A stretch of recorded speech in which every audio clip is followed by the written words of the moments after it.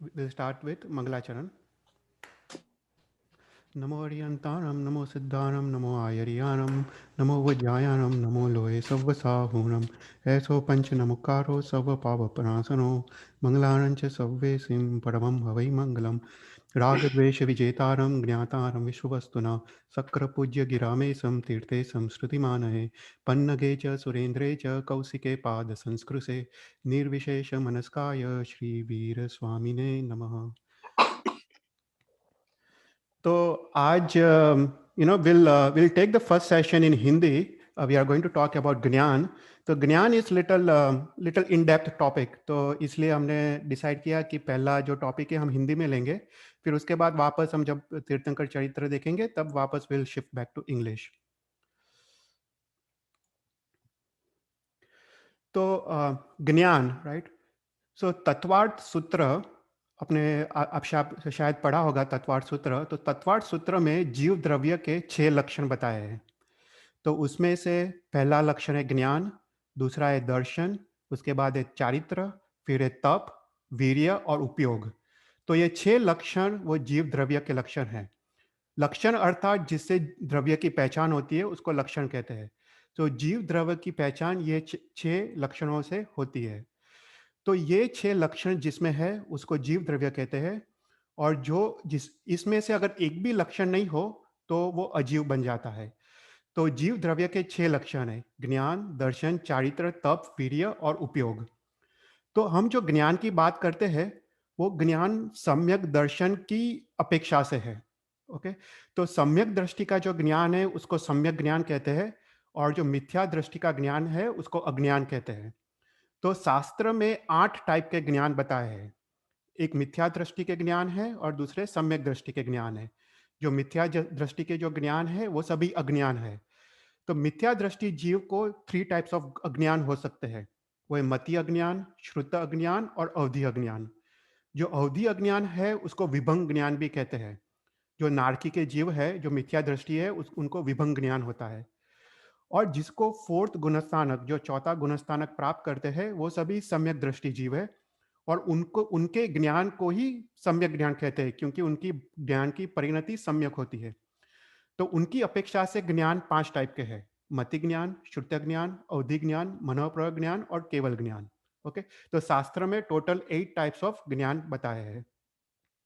और अगर कहीं पे भी कोई भी क्वेश्चन हो तो मुझे बोलना। ये टॉपिक थोड़ा इन डेप्थ टॉपिक है, पर कहीं पे भी क्वेश्चन हो तो you can stop me and ask. Okay. तो ज्ञान क्या है? तो कर्म ग्रंथ में इसकी काफी अच्छी डेफिनेशन दी है। तो जो भी चीज, जो भी वस्तु या द्रव्य हम जिससे उसकी पहचान करते हैं तो उसको प्रमाण कहते हैं। तो शास्त्र में प्रमाण करके शब्द आता है। जो जिस वस्तु से, जिस गुण धर्म से वस्तु की पहचान होती है उसको प्रमाण कहते हैं। तो प्रमाण की अपेक्षा से ज्ञान 2 टाइप के हैं। एक है प्रत्यक्ष प्रमाण और दूसरा है परोक्ष प्रमाण। तो इंद्रिय और मन, जो अपनी 5 इंद्रिय है और मन के द्वारा होने वाला ज्ञान, होने वाला वस्तु की पहचान, उसको परोक्ष प्रमाण कहते हैं। परोक्ष मतलब इनडायरेक्ट। हम इंद्रियों और अपने मन द्वारा कोई वस्तु को पहचानते हैं तो वो इनडायरेक्ट तरीके से पहचानते हैं, तो उसको परोक्ष ज्ञान कहते हैं। और जो वस्तु की पहचान हम इंद्रिय और मन के बिना, इंद्रिय और मन की सहायता या मदद के बिना हम जो ज्ञान करते हैं उसको प्रत्यक्ष ज्ञान कहते हैं।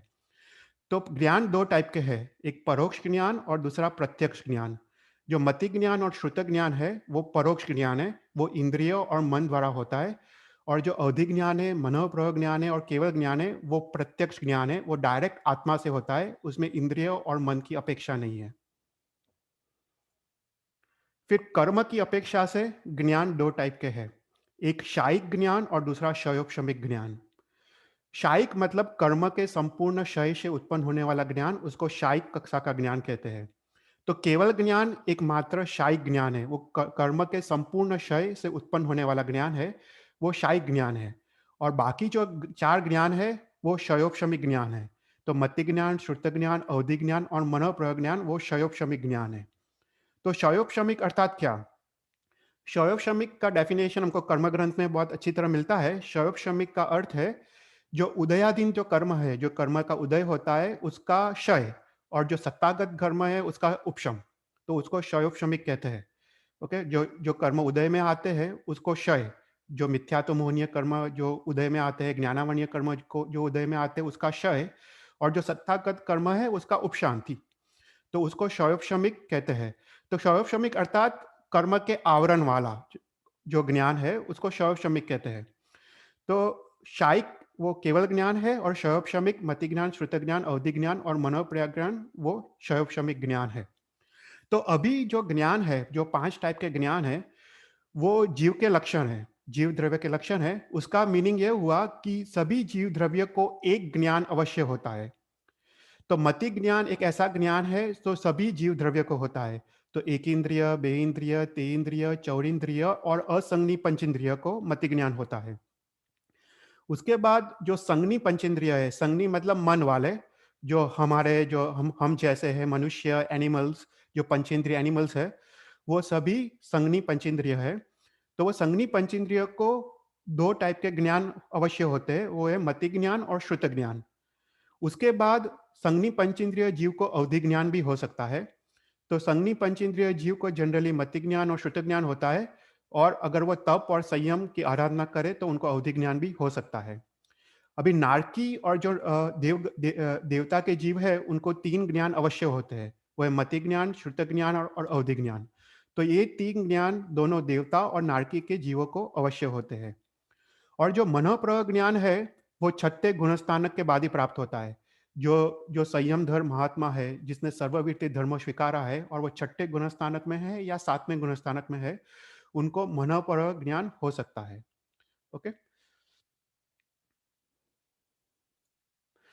तो अभी हम पहले we will look at the simple definition of all the 5 ज्ञान, और उसके बाद हम ये क्लास में मति ज्ञान के डिटेल में जाएंगे। और उसके बाद नेक्स्ट क्लास में हम श्रुत ज्ञान के डिटेल में जाएंगे। तो in this class will cover the मति ज्ञान। तो कोई भी द्रव्य होता है, कोई भी वस्तु होता है, उसके 2 टाइप के गुण धर्म होते हैं। एक है सामान्य धर्म और दूसरा है विशेष धर्म। ओके, सो कोई भी द्रव्य या चीज के 2 टाइप के गुण धर्म है, एक सामान्य धर्म और एक विशेष धर्म। फॉर एग्जाम्पल ये पेन है, तो ये पेन है ऐसा जो सामान्य धर्म का ज्ञान जो जो जीव जानता है उसको दर्शन कहते हैं, और जो विशेष जो जानता है उसको ज्ञान कहते हैं। फॉर एग्जाम्पल ये पेन ब्लू कलर का है, ये पेन ये स्टोर से खरीदा है, आदि जो विशेष प्रकार का जो द्रव्य का ज्ञान है उसको ज्ञान कहते हैं। और जो आत्मा का जो उपयोग जिससे सामान्य धर्म का बोध होता है उसको दर्शन कहते हैं। तो तो वो दो चीज जाननी चाहिए, एक है दर्शन उपयोग और दूसरा है ज्ञान उपयोग। सो जो उपयोग से जीव वस्तु के सामान्य धर्मों को पहचानता है उसको दर्शन उपयोग कहते हैं, और जो उपयोग से वस्तु के विशेष गुण धर्मों को पहचानता है उसको ज्ञान उपयोग कहते हैं। तो दर्शन उपयोग वो शास्त्र में उसको निराकार उपयोग कहते हैं, और जो विशेष जो ज्ञान उपयोग है उसको साकार उपयोग कहते हैं। तो शास्त्र में 2 टाइप के शब्द आते हैं, दर्शन उपयोग को निराकार उपयोग कहते हैं, और जो ज्ञान उपयोग है उसको साकार उपयोग कहते हैं। तो let's see first the simple definitions की what are the 5 types of gyan. तो पहला है मति ज्ञान। तो मति ज्ञान और श्रुत ज्ञान हमने देखा वो परोक्ष ज्ञान है, वो इंद्रियों और मन के मदद द्वारा उत्पन्न होता है। तो पहला है मति ज्ञान।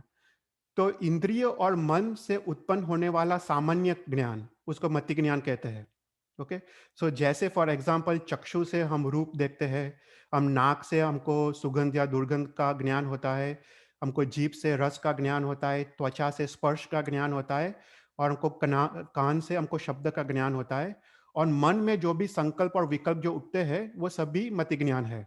ओके, सो सामान्य जो ज्ञान है वस्तु का उसको मति ज्ञान कहते हैं। उसके बाद है श्रुत ज्ञान। श्रुत ज्ञान भी परोक्ष ज्ञान है। तो श्रुत ज्ञान भी वो मन और इंद्रिय द्वारा उत्पन्न होता है, पर ये एक प्रकार का विशेष ज्ञान है। तो श्रुत ज्ञान वो हमको पढ़ने से, शास्त्र अभ्यास करने से या गुरु के आलम्बन से उत्पन्न होता है।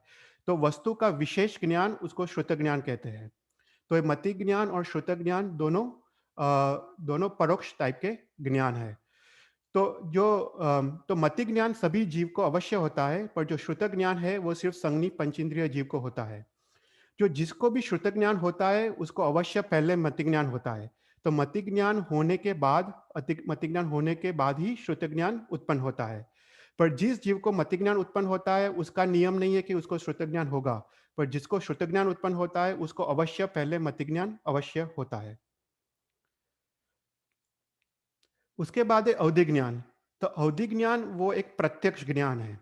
तो अवधि ज्ञान जो पांच इंद्रियों और मन के बिना, ओके, पांच इंद्रियों और मन की अपेक्षा से बिना रूपी द्रव्य का साक्षात ज्ञान जो आत्मा को होता है उसको अवधि ज्ञान कहते हैं। सो मन और इंद्रिय के बिना रूपी द्रव्य का साक्षात ज्ञान उसको अवधि ज्ञान कहते हैं। तो रूपी द्रव्य कौन से है? तो धर्मास्तिकाय, अधर्मास्तिकाय, आकाशस्तिकाय, काल और जीव, वो सभी अरूपी द्रव्य है। सो रूपी द्रव्य एक ही है, पुद्गल अस्तिकाय। तो एक ही जो रूपी द्रव्य है वो पुद्गल अस्तिका है। तो पुद्गल अस्तिकाय का जो ज्ञान आत्मा को डायरेक्ट होता है मन और इंद्रियों के बिना, उसको अवधि ज्ञान कहते हैं। तो ये अवधि ज्ञान नारकीय और देव देव के जीवों को उनको भव या क्षेत्र से ही उत्पन्न होता है। और जो मनुष्य और तिर्यंश होते हैं जो तप और संयम की आराधना करते हैं उनको भी अवधि ज्ञान हो सकता है। फिर उसके बाद है मन प्रयोग ज्ञान। ओके, तो मन प्रयोग ज्ञान वो अरिद्वीप में जो भी संगनी पंचेंद्रिय जीव है, अरिद्वीप में जो भी संगनी पंचेंद्रिय जीव है उनके मन के भावों का ज्ञान। ओके, वो लोग क्या सोच रहे हैं उनके मन के भावों का ज्ञान उनको मनोप्रयोग ज्ञान कहते हैं। तो मनोप्रयोग ज्ञान एक एक विशुद्ध ज्ञान है, वो अवधि ज्ञान से भी ज्यादा विशुद्धि है। और उसके बाद है लास्ट है केवल ज्ञान। तो केवल ज्ञान हमने देखा वो एक शायिक कक्षा का ज्ञान है। और केवल ज्ञान अर्थात सर्वकाल के सर्वद्रव्य के सर्व पर्यायों का ज्ञान जो एक समय में उत्पन्न होता है उसको केवल ज्ञान कहते हैं। ओके, सो सर्वद्रव्य के सर्वकाल, भूत भविष्य और वर्तमान के सर्व पर्यायों का ज्ञान एक समय में जो जीव को उत्पन्न होता है उसको केवल ज्ञान कहते हैं। तो ये था simple definitions of all the 5 types of gyan. तो अभी हम will go into little bit of detail on on मति ज्ञान। ओके, तो मति ज्ञान शास्त्र में दो टाइप के हैं। यहाँ पे अगर किसी को कोई क्वेश्चन हो तो पूछ सकते हैं, अगर कोई ज्ञान के बारे में कोई डाउट हो तो।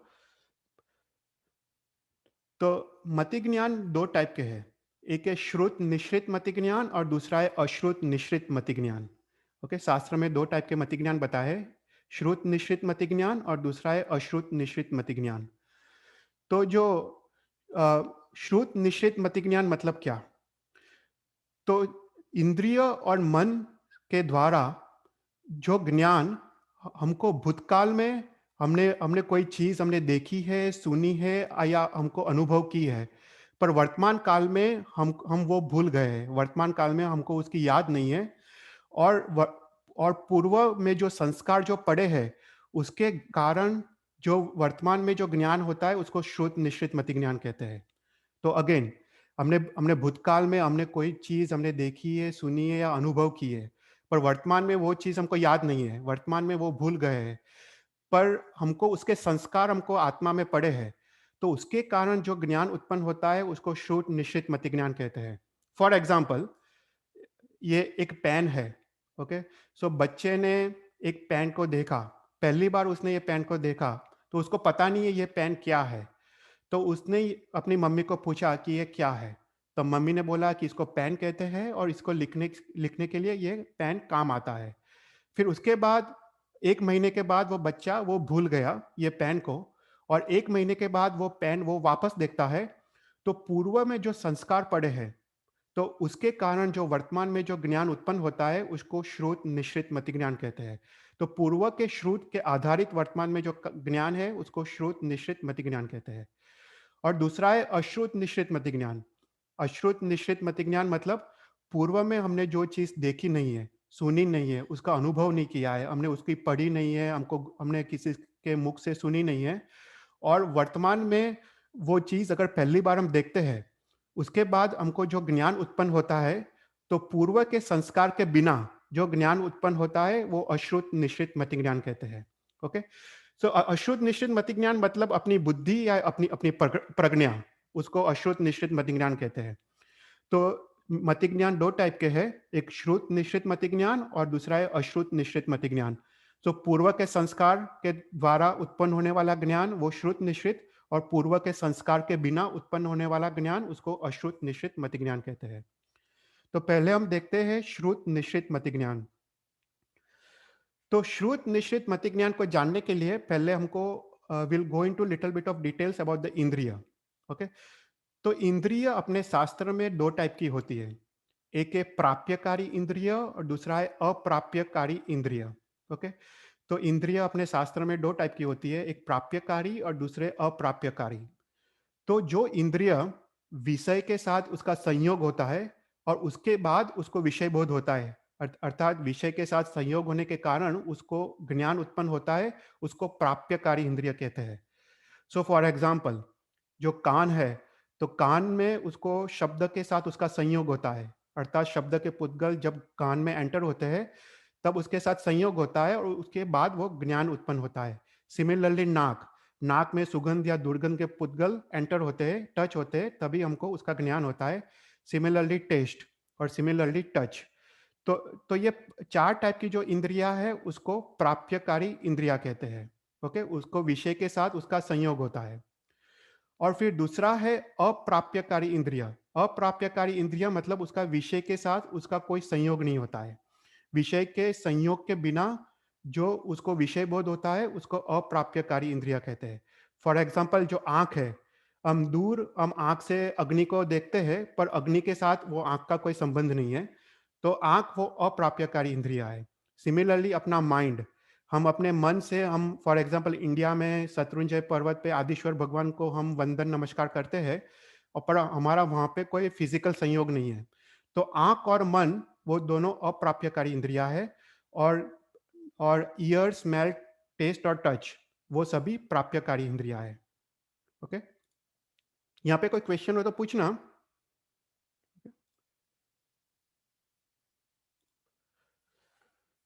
तो मति ज्ञान हमने देखा दो टाइप के हैं, एक है श्रुत निश्चित मति ज्ञान और दूसरा है अश्रुत निश्चित मति ज्ञान। तो अभी जो श्रुत निश्चित मति ज्ञान है वो चार टाइप के हैं, अवग्रह, इया, अपाय और धारणा। ओके, श्रुत निश्चित मति ज्ञान के चार प्रकार है, अवग्रह, इया, अपाय और धारणा। और अवग्रह के दो प्रकार है, एक है व्यंजन आग्रह और दूसरा है अर्थावग्रह। ओके, तो ये सिंपल टॉपिक है, अगर तुम समझो तो it's not that difficult. Okay, तो पहले हम देखते हैं श्रुत निश्चित मति ज्ञान। तो पहला है अवग्रह। अवग्रह मतलब क्या क्या? तो अवग्रह मतलब हम कोई भी चीज हम पहले देखते हैं तो हमको एक अस्पष्ट और एकदम सामान्य कक्षा का ज्ञान होता है कि ये कुछ है।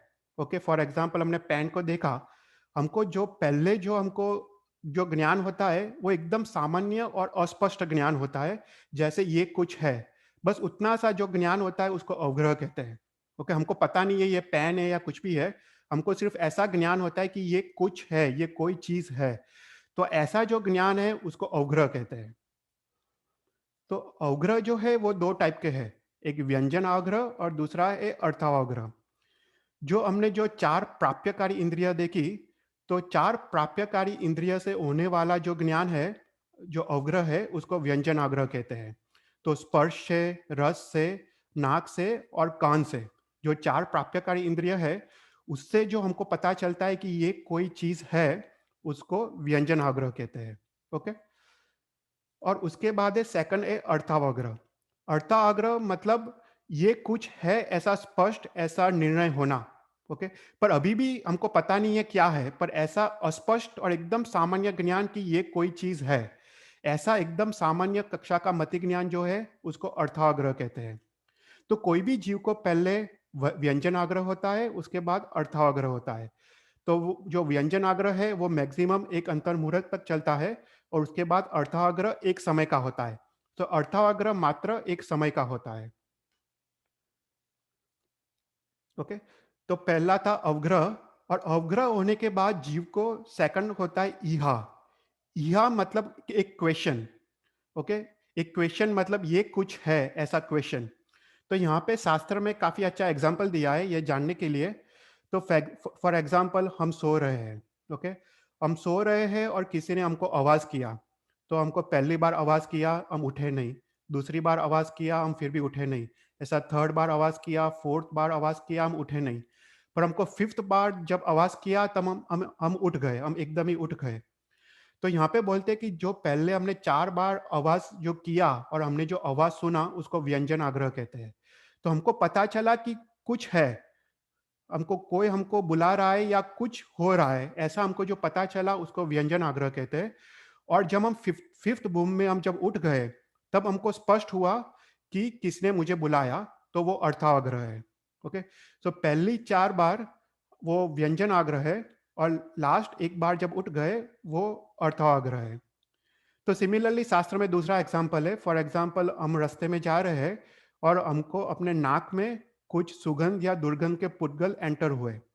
जब वो पुद्गल एंटर हुए तब वो व्यंजन आग्रह है, हमको पता नहीं है कि वो सुगंध है या दुर्गंध है। तो तब तक जब वो पुद्गल एंटर हो रहे हैं, नाक को टच हो रहे हैं, तो पहले व्यंजन आग्रह है कि ये कुछ है, ऐसा हमको अस्पष्ट ज्ञान होता है। और उसके बाद अर्थाग्रह होता है कि ये सुगंध या दुर्गंध के पुद्गल है, तो हमको वो थोड़ा स्पष्ट ज्ञान होता है, तो उसको अर्थाग्रह कहते हैं। ओके, तो पहले जीव को आग्रह होता है, अवग्रह होता है, और उसके बाद नेक्स्ट स्टेप है ईहा। ईहा मतलब क्वेश्चन आना, एक जिज्ञासा कि ये क्या है। ओके, सो फॉर एग्जाम्पल, हम जब सो रहे हैं और किसी ने आवाज किया और हम जब उठ गए, तो उठने के बाद हमको एक पहला क्वेश्चन हमको जो मन में आता है कि किसने मुझे बुलाया। ये आइदर स्त्री का आवाज है या पुरुष का आवाज है, राइट? किसने मुझे बुलाया, तो उसको ईहा कहते हैं। जो क्वेश्चन हमको पैदा होता है उसको ईहा कहते हैं। तो ईहा के बाद अपाय होता है। तो थर्ड टाइप का जो श्रुत ज्ञान है उसको अपाय कहते हैं। अपाय मतलब निर्णय। ओके, तो निर्णय मतलब एक कंक्लूजन। तो हमको ईहा के बाद हम सोच रहे हैं कि किसने मुझे बुलाया, ये स्त्री ने बुलाया या पुरुष ने बुलाया। उसके बाद हमको अपाय होता है कि ये निश्चित स्त्री का आवाज है। ओके, तो यहाँ पे ईहा और अपाय वो एक चक्र चलता है। ईहा के बाद अपाय होता है, अपाय के बाद ईहा होता है, वापस ईहा के बाद अपाय होता है, अपाय के बाद ईहा होता है। ऐसा कंटिन्यूअसली हम हमारे आत्मा में चलता रहता है। और जब तक हमारी जिज्ञासा है, जब तक हमको सभी उत्तर न मिल जाए, तब ईहा और अपाय ऐसा चलता जाता है। ओके, सो फॉर एग्जाम्पल, हम जब उठे तब हमको पहला जो क्वेश्चन आया कि किसने मुझे बुलाया, स्त्री ने बुलाया या पुरुष ने बुलाया, वो ईहा है। फिर हमको पता चलता है ये तो स्त्री का आवाज है, तो वो अपाय है। फिर उसके बाद हमको दूसरा क्वेश्चन आता है कि ये मेरी माता ने बुलाया या मेरी पत्नी ने बुलाया, तो वो ईहा है। वापस हमको अपाय होता है कि ये निश्चित मेरी माता का आवाज है। फिर उसके बाद वापस ईहा होता है कि मुझे क्यों उठाया, राइट? तो उसके बाद वापस अपाय होता है कि हाँ, मुझे यहाँ पे इस जगह पे किसी को मिलने जाना है, इसलिए उठाया। तो ऐसा ईहा और अपाय का कंटिन्यूअस एक चक्र चलता है। जब तक हमारी जिज्ञासा पूर्ण नहीं हो, जब तक वो ईहा और अपाय का मति ज्ञान चलता रहता है। और उसके बाद है लास्ट स्टेप है धारणा। तो जो अपाय में हमने निर्णय किया, अपाय में हमने जो कंक्लूजन किया, उसको हृदय में स्थिर करना, उसके अपने मन में या हृदय में स्थिर करना, उसको धारणा कहते हैं। ओके, तो उसको हम कालांतर में, भविष्य में उसको याद कर पाए तो उसको धारणा कहते हैं। तो ये धारणा 3 टाइप्स की होती है। एक है अविच्युति, दूसरा है वासना, और थर्ड है स्मृति। ओके, तो फॉर एग्जाम्पल, हमने जो भी अपाय किया, जो भी हमने निर्णय किया, उसको एक अंतर मुहूर्त तब हम उसको याद रखते हैं, एक अंतर मुहूर्त तब हम उसको रिपीट करते हैं, तो उसको अविच्युति कहते हैं। तो इससे क्या होता है, अगर कोई भी चीज एक अंतर मुहूर्त तक हम उसको करें, तो हम उसको भविष्य में भी उसको हम उसको वापस स्मृति में ला सकते हैं। सो फॉर एग्जाम्पल, हम अगर कोई गाथा घोक रहे हैं, तो गाथा घोकनी जो क्रिया है वो उसको अपाय कहते हैं। गाथा घोकने की जो क्रिया उसको अपाय कहते हैं। पर उसके बाद गाथा घोकने के बाद अगर एक अंतर मुहूर्त तक तुम उसको कॉन्स्टेंटली रिपीट करो, कॉन्स्टेंटली उसको मेमोराइज करो, तो तुम्हारे आत्मा में एक संस्कार पैदा होता है और उसको अविच्युति कहते हैं। और इससे तुमको भविष्य में वो चीज तुमको याद रह जाती है। ओके, तो पहला प्रकार धारणा का है अविच्युति, सेकंड है वासना। वासना मतलब जो आत्मा में जो संस्कार पड़ा उसको वासना कहते हैं। तो एक अंतर मुहूर्त तक तुमने जो याद रखा और उसके कारण जो आत्मा में जो संस्कार पड़ा उसको वासना कहते हैं। और उसके बाद है स्मृति। स्मृति मतलब भविष्य में उसको याद आना, उसको स्मृति कहते हैं। तो फॉर एग्जांपल हमने गाथा को घोखा और 48 मिनट तक उसको मेमोराइज किया, और उसके बाद हमको एक आत्मा में संस्कार पड़ा, तो वो वासना हुआ। और अगर हमको कोई 1 महीने के बाद हमको पूछे, तो हम गाथा उसको हम वापस हम दोहरा सकते हैं, तो उसको स्मृति कहते हैं। ओके, तो पूर्व के संस्कार से उत्पन्न होने वाला जो ज्ञान है उसको स्मृति कहते हैं। जैसे अम, कोई वृद्धावस्था में वो युवा अवस्था की बात उसको याद आती है, तो वो सब स्मृति है। ओके, तो ये सब है श्रुत निश्रित मति ज्ञान। ओके, तो हमने पहले देखा मति ज्ञान दो टाइप के हैं, श्रुत निश्रित, अश्रुत निश्रित। श्रुत निश्रित अर्थात पूर्व के संस्कार के कारण उत्पन्न होने वाला ज्ञान, उसको श्रुत निश्रित। तो पहला है अवग्रह। अवग्रह मतलब ये कुछ है ऐसा अस्पष्ट ज्ञान। उसके बाद या मतलब क्वेश्चन होना कि ये क्या है। अपाय मतलब वो निर्णय होना कि ये चीज है, और उसके बाद उसको मन या हृदय में स्थिर करना, उसको धारणा कहते हैं। तो ये सभी श्रुत निश्रित मति ज्ञान है। तो श्रुत निश्चित मति ज्ञान के टोटल 28 टाइप्स है। तो व्यंजनाग्रह हमको 4 प्राप्यकारी इंद्रिय से होती है। अर्थाग्रह हमको 5 इंद्रिय और मन से होता है। यह भी 5 इंद्रिय और मन से होता है। अपाय भी 5 इंद्रिय और मन से होता है, और धारणा भी 5 इंद्रिय और मन से होता है। तो श्रुत निश्चित मति ज्ञान के total 4 plus 6 plus 6 plus 6 plus 6 total 28 प्रकार है। ओके, और दूसरा जो हमने देखा वो अश्रुत निश्चित मति ज्ञान। अश्रुत निश्चित मति ज्ञान के 4 प्रकार है।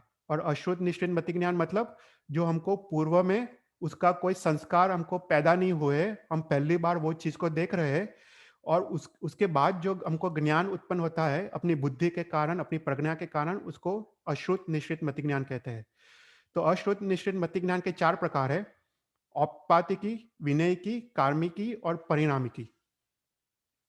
ओके, तो पहला है औपताकिकी।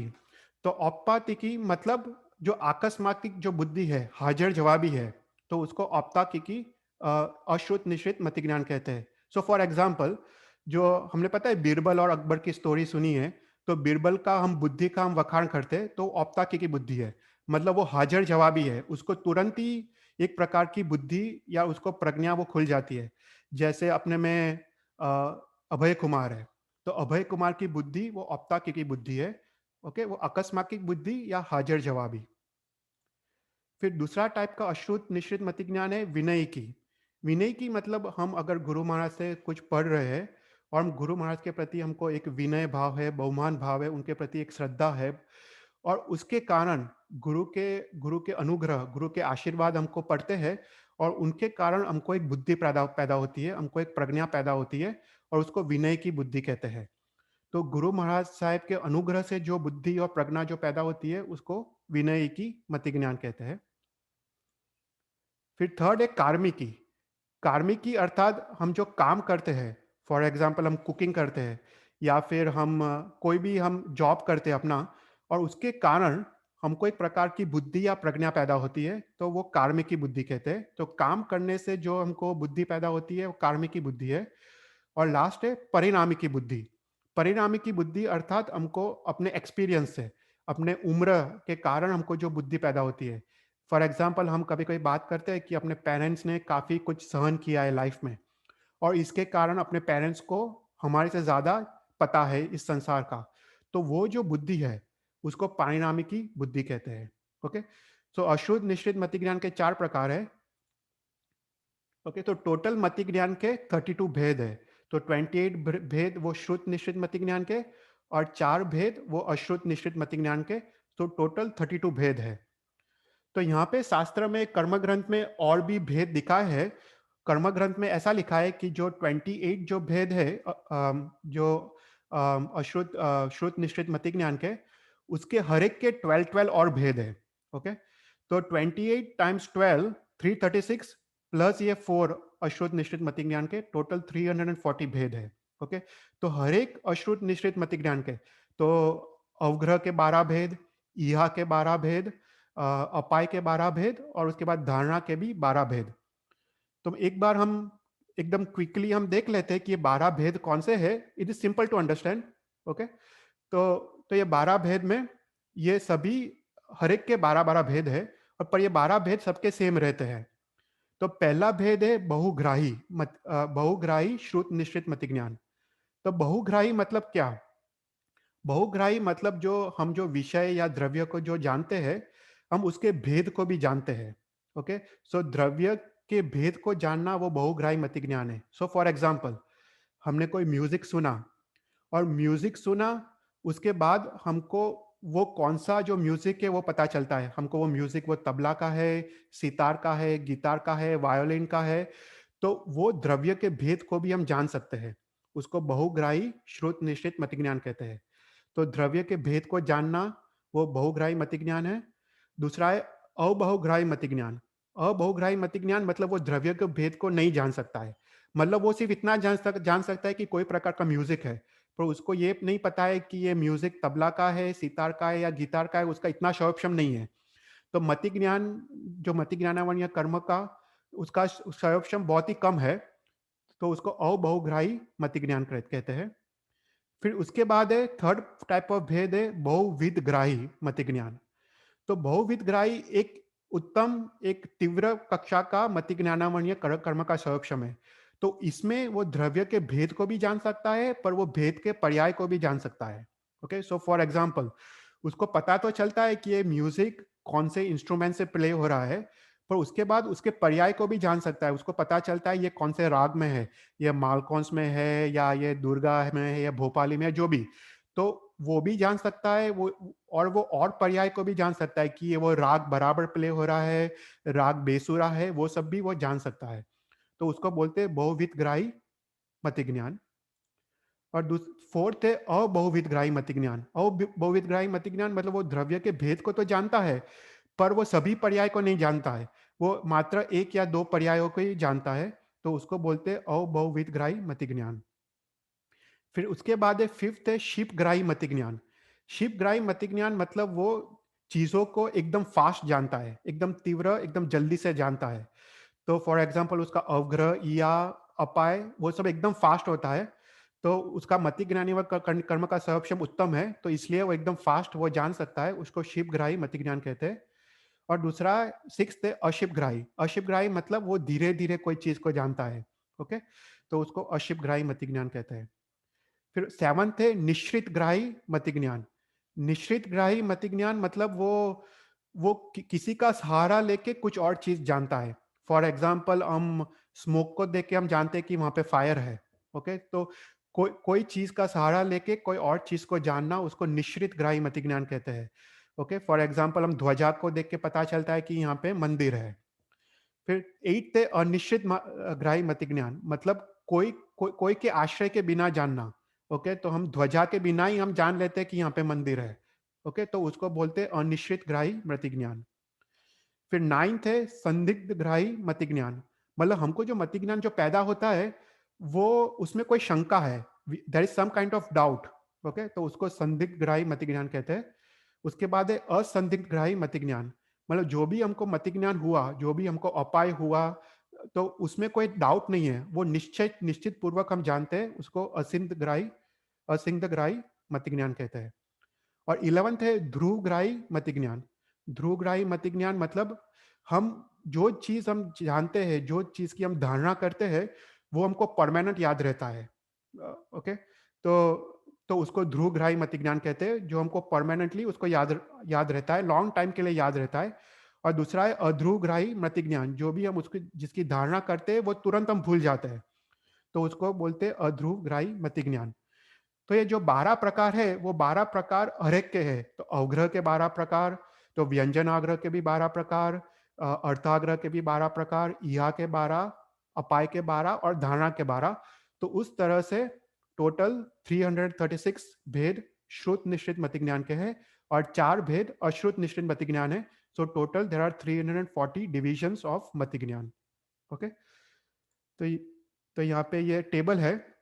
मैं प्रेजेंटेशन सबको भेजूंगा, तो you can remember all this. तो total there are 340 divisions of मति ज्ञान। ओके,